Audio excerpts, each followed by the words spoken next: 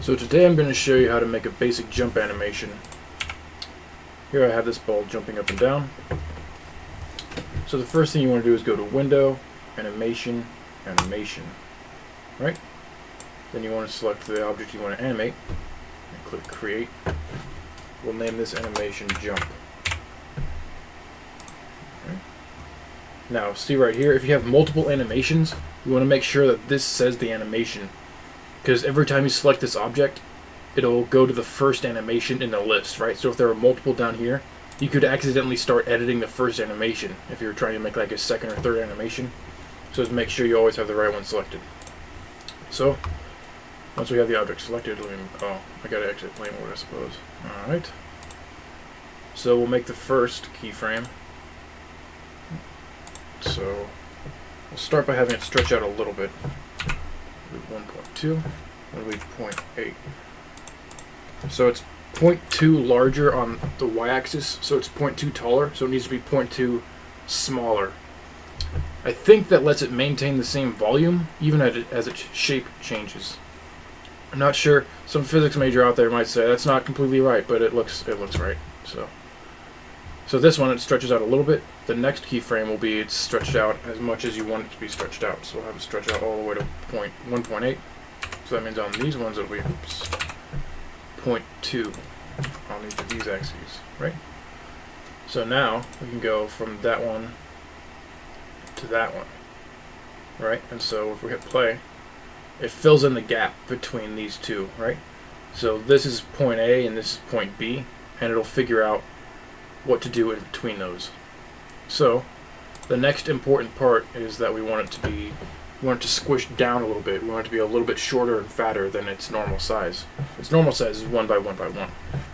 So in the next keyframe we'll have it be squished down. So it'll be 0.2 shorter on the y-axis. So it needs to be 0.2 wider on the x and z axes, right? So now we'll go back to the beginning, play, right? It stretches out and then squishes down. Then in the next keyframe, it'll be back to its normal size. And to make a keyframe, you just select where you want the keyframe to be and then start changing it. You just start making it bigger, smaller, or moving it, whatever you want it to do.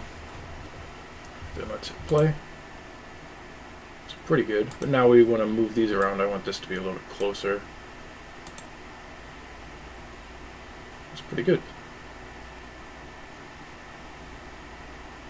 Alright. Let's make sure that the last one, yeah. So we'll close this. Now we'll come into our player jump script. Oops. I won't go into too much detail on this.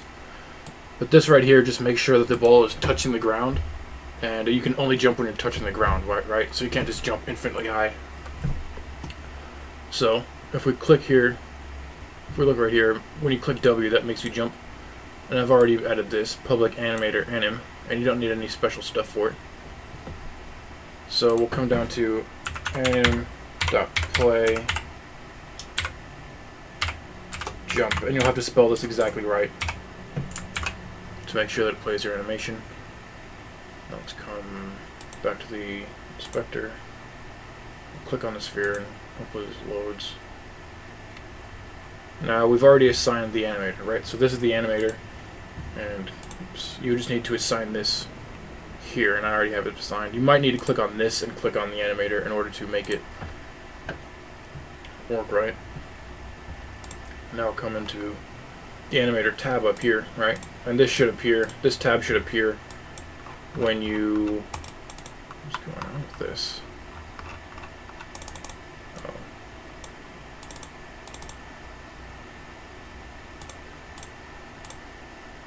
I don't know what this error is about. Wow, this is some weird stuff. I don't know what that is.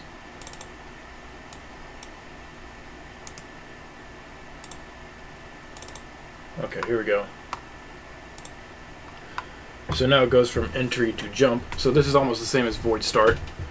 So it goes from start and it goes straight into the jump animation. So now it'll just continuously play the animation. Right, it's just playing all the time. So to solve that, you need to make a default state. That's not really important, but I like to have it there. So create state, empty. We'll name it default. You could also name it idle. Like if you had a character that was like moving while it was standing still, you could call this idle. So this orange arrow means that this is the default state. So we just need to change this to set layer as default state, right? So now the funny thing is we need to make a transition from jump back to default, but we don't need a transition from default to jump for some reason. And this should work. So now when we click jump, it plays our jump animation, right? And there you go. And oops. That's the fastest, easiest way to make an animation and get it to play in Unity. Thanks for watching.